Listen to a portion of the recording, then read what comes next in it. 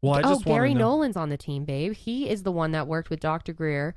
He's from Stanford, I believe, right? Does it say Yeah, Stanford University School of Medicine. Stanford. Yep. Interesting. He worked with Dr. Greer on He's the genetics. Atacama body. You guys, if you saw my video on that, he basically confirmed that there was human DNA found in this tiny little body that no one can explain what it is. Human DNA. Human DNA. Going up on the Tuesday. Hey guys, welcome back to my channel and welcome back to Talk Tuesday. Hi, how you doing? First of all, in 2018, I really wanted to actually define what Talk Tuesday even is, because the reason I started Talk Tuesday, if you've been with me a really long time, is I used to do makeup tutorials. Well, actually, I don't even think I did tutorials. I just like talked about makeup. Different times.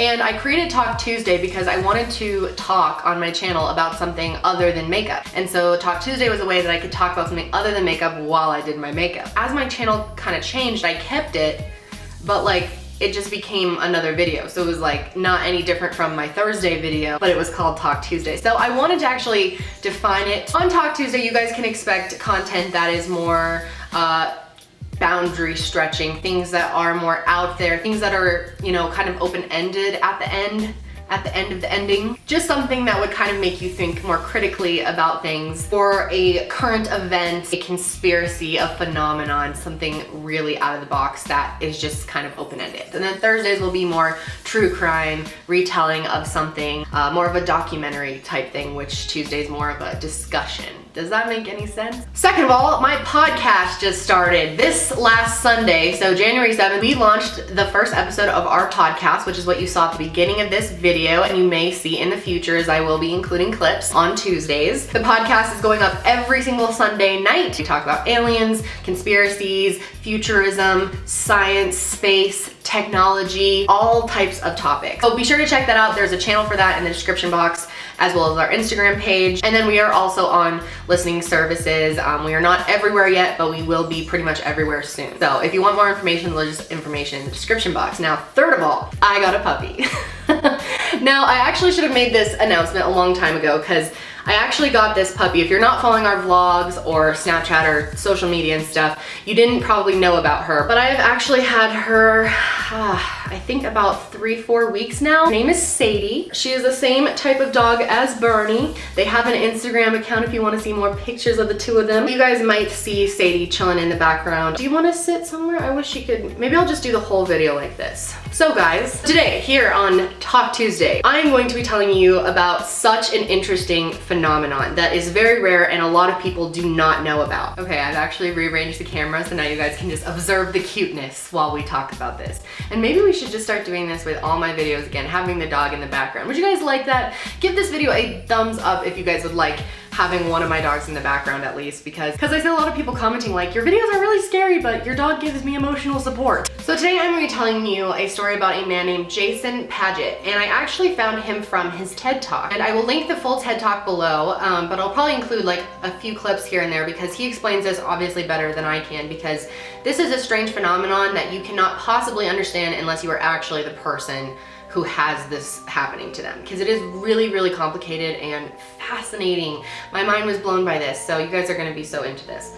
So this guy was a furniture salesman from Tacoma, Washington, and he was not known for being smart at all. Like, in fact, in grade school, he talked about how he would cheat on tests a lot. He was just barely getting by in school. He said that he had very little interest in academics. He was really a self-described jock. He was into athletics way more than he was into academics, and he honestly hated school. He just was doing it because that's what you do. In fact, he never even progressed past pre-algebra in school. So I really struggled with math, and I even got to algebra 2, I think. And I was on an IEP, special needs, and I got there. So this guy really was not into academics. It was not his thing whatsoever. Didn't go to college, like never studied for things. He just had no interest in learning about anything really. And he actually was like a major partier. When he was in college, he and all his friends were going out.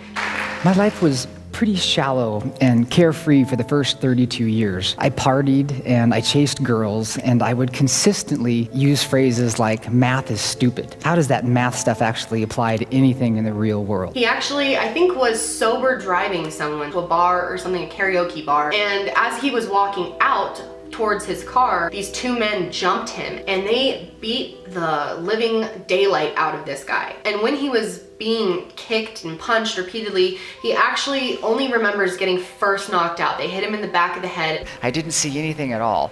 I just heard and felt this deep thud in the back as something smashed into the back of my head. And I saw this flash of light, similar to what you hear boxers describe when they get knocked out. And he described, like many other people who've had near-death experiences, that he was knocked out and he saw this blast of white light. Finally, he said, "Give me your goddamn jacket."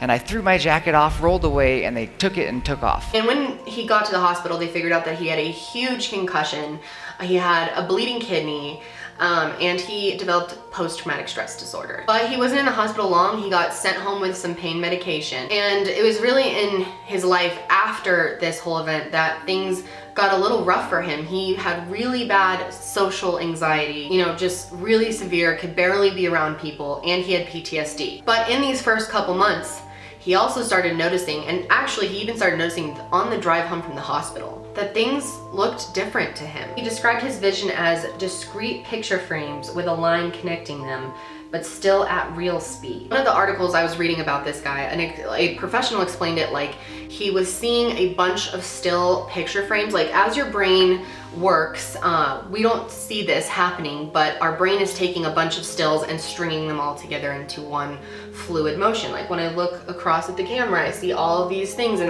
my brain's taking little pictures almost.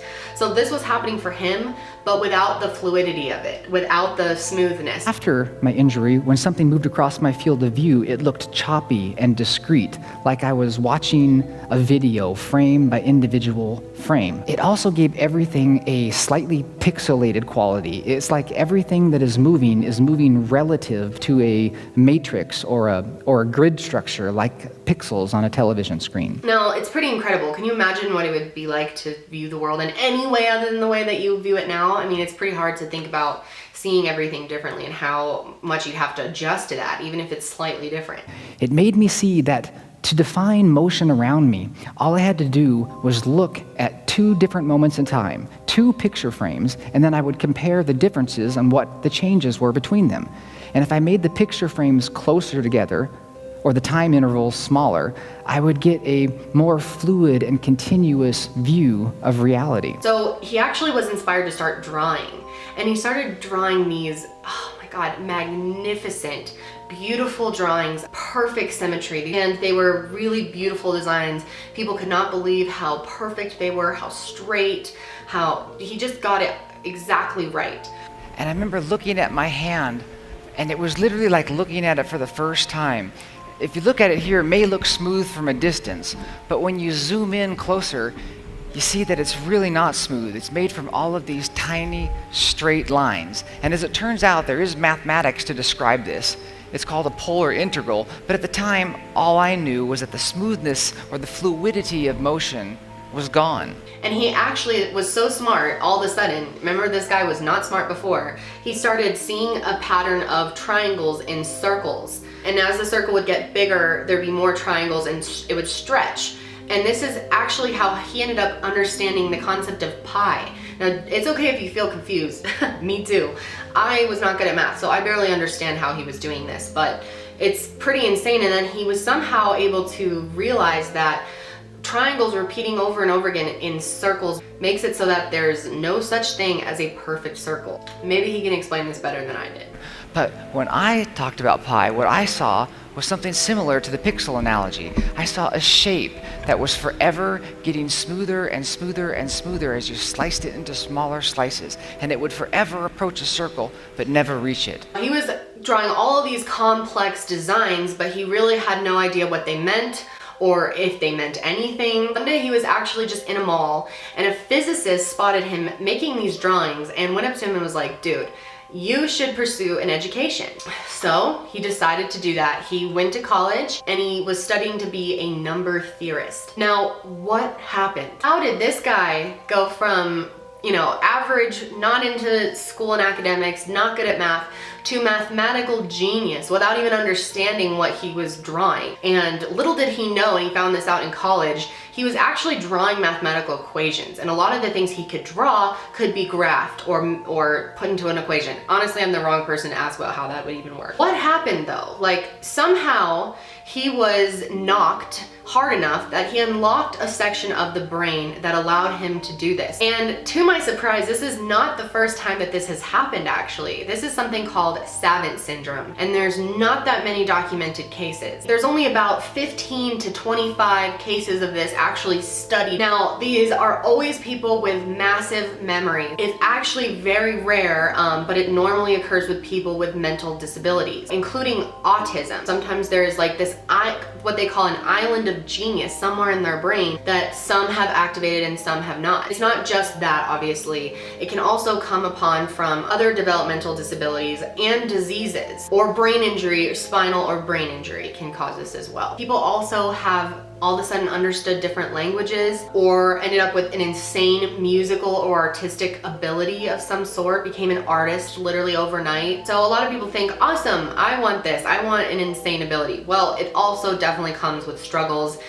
Jason doesn't even know if he's happy that this happened to him because he suffers so badly with PTSD and other anxieties. He finds it extremely difficult to appear in public. I'm sure that TED Talk was very hard for him to do, so definitely go watch it and support him. But long story short, he became a mathematical genius and is now highly involved in mathematics. Here are some other cases I want to briefly talk about that also have Savant syndrome. Tommy McHugh. Tommy actually was a con artist. He was a criminal and a drug addict. But then he had a brain hemorrhage when he was 51. And people didn't even think he'd survive. He had to go through intense brain surgery. He was bleeding on both sides. And from pretty much the moment he woke back up, he had an obsession with painting. And before this, he had no interest in art. Alonzo Clemens. Alonzo Clemens suffered a traumatic brain injury, and it left him with a permanent learning disability. He was barely able to speak and had an estimated IQ of 40. And then he ended up having insane sculpting skills and is actually now one of the most talented sculptors in the world. James Pullen lived in England, and he was actually committed to the asylum at age 15, and this was sometime in the 1800s. They believed that he was deaf and mute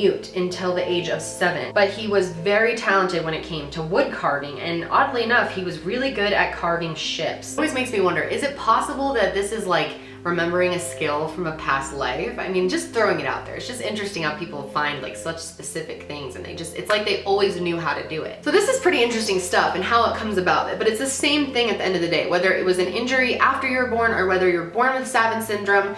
Normally it comes with some type of other challenge for the person, a learning disability or an injury or something like that, or autism. But it really got me thinking about what this is. Is this something that all of us have in our brains, and if activated, we could use it? Or is this something that only certain individuals even have to begin with? There's not that much known about Savant syndrome, so it's really up for interpretation. I would love to know what you guys think about this. I'm gonna leave some more resources on this because there's a lot more that I didn't get to in this video, but it's such an interesting phenomenon. And I wanna know also what you guys think as far as, would you want this? If it came with PTSD, an anxiety disorder, or OCD or something, would you still want to have this? And if you could decide on one thing that you'd suddenly be a genius at, what would it be? I'm really curious to know what you guys think about that. But that's it for me today, guys. If you enjoyed this video and want to stick around on this channel for more interesting topics, be sure to subscribe and turn on your notifications if you're already subscribed. YouTube keeps unsubscribing people to me, so double check on that.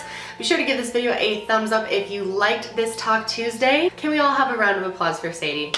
She's pretty damn cute, huh? Sadie! Sadie! Sadie! Straight ignored. But that's it for me today, guys. I hope you are having a great day, and I will see you next time. Bye.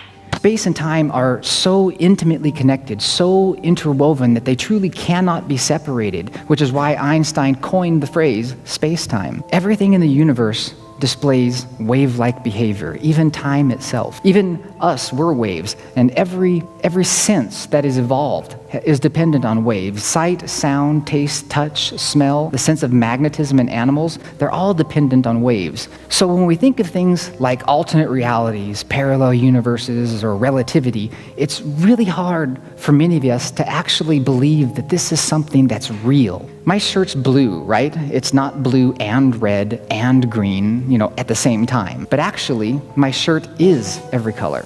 I'm falling from the sky, but you don't even care. I see it in your eyes.